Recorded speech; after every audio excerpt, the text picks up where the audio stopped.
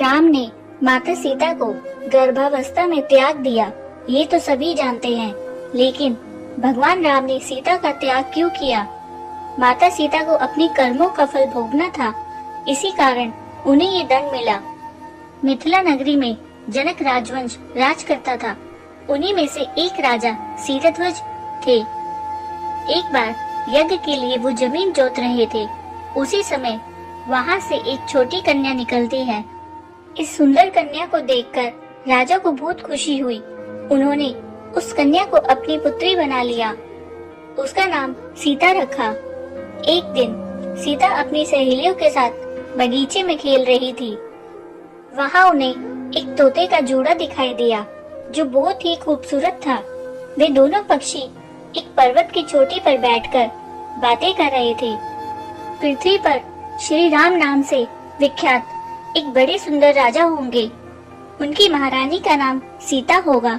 श्री राम सीता के साथ कई वर्षों तक राज्य करेंगे।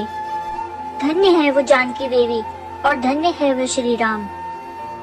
तोते की ऐसी बातें सुनकर सीता ने सोचा कि ये दोनों तो मेरे ही बारे में बात कर रहे हैं। इन्हें पकड़कर मैं इनसे अपने जीवन से जुड़ी सारी बातें पूछ सकती हूँ। इसलिए उन्होंने अपनी सहेलियों से उन दोनों पक्षियों को पकड़कर लाने को कहा। उनकी सहेलियाँ उस पर्वत पर गई और दोनों पक्षियों को पकड़कर ले आई। माता सीता उन पक्षियों से कहती हैं कि तुम दोनों बहुत सुंदर हो, देखो डरो नहीं, मैं तुम्हें कोई नुकसान नहीं पहुंचाऊंगी। तुम बस मुझे ये बताओ कि तुम कौन हो और कहां से आए हो, राम कौन है और सीता कौन है, तुम्हें उनके बारे में कैसे पता है? माता सीता के पूछने पर दोनों पक्षी बताते हैं कि एक बहुत विख्यात महर्षि वाल्मीकि है। हम दोनों उन्हीं के आश्रम में रहते हैं। महर्षि ने रामायण नाम का एक ग्रंथ लिखा है जिसका पाठ उन्होंने अपने शिष्यों को भी कराया है।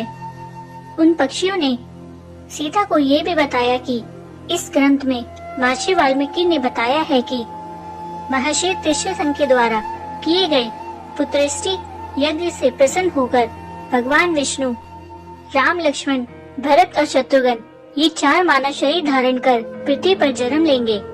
बड़े होने पर श्री राम महर्षि विश्वामित्र और अपने छोटे भाई लक्ष्मण के साथ हाथ में धनुष लिए मिथिला आएंगे और शिवजी जी के धनुष्य को तोड़कर सीता से विवाह करेंगे। फिर उस पक्षी के जोड़े ने कहा, हे सुंदरी, हमने तुम्हें सब कुछ बता दिया, अब हमें छोड़ दो, हम जाना चाहते हैं। पक्षियों की बातें सुनकर माता सीता के मन में और भी बातें जानने की इच्छा हुई।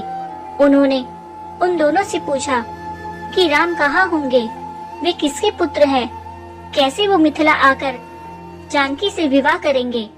नर तोता बोला कि श्री रामचंद्र का मुख कमल के समान सुंदर, नेत्र बड़े बड़े और खिले हुए हैं, नासिक ऊंची, पतली भुजाएं घुटनों तक, गला संग के समान होगा।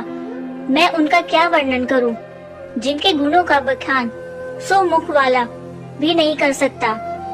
दोनों पक्षी कहते हैं कि जानकी देवी धन्य है जो जल्द ही रघुनाथ जी की पत्नी बनकर उनके साथ कई वर्षों तक राज करेंगी। लेकिन तुम कौन हो? पक्षियों की बातें सुनकर सीता ने कहा कि जिसे तुम लोग जानकी कह रहे हो वो मैं ही हूँ। माता सीता उन्हें कहती है कि मैं तुम दोनों को तब ही छोड़ूंगी जब श्री राम यहाँ आकर मुझसे विवाह करेंगे। तब तक तुम दोनों आराम से मेरे घर में रह सकते हो।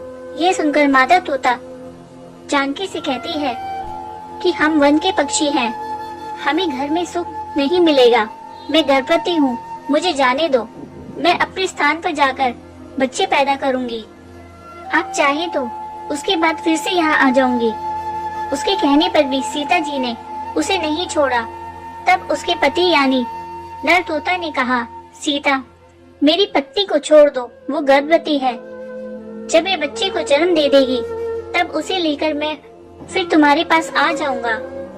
तब माता सीता ने कहा, तुम आराम से जा सकते हो, लेकिन ये मुझे बहुत पसंद है, तुम घबराओ नहीं, मैं इसकी अच्छे से देखभाल करूंगी। जब सीता ने उस मादा तोता को छोड़ने से मना कर दिया तब वो पक्षी दुखी हो गया। पक्षी दोबारा सीता जी से निवेदन करता है कि मैं अपनी पत्नी के बिना जिंदा नहीं रह सकता, इसलिए इसे छोड़ दो। माता सीता, तुम बहुत अच्छी हो, मेरी प्रार्थना मान लो। इस तरह उसने बहुत समझाया, लेकिन सीता ने उसकी पत्नी को नहीं छोड़ा। तब माता पक्षी ने क्रोध में सीता को श्राप दिया, अरे जिस प्रकार तू मुझे इस समय अपने पति से अलग कर रही है, वैसे ही तुझे भी स्वयं गर्भवती की अवस्था में श्री राम से अलग होना पड़ेगा। कुछ दिन बाद पति से बिछड़ने के दुख में मादा पक्षी के प्राण निकल गए। पत्नी की मौत हो जाने पर नर पक्षी दुखी हो गया।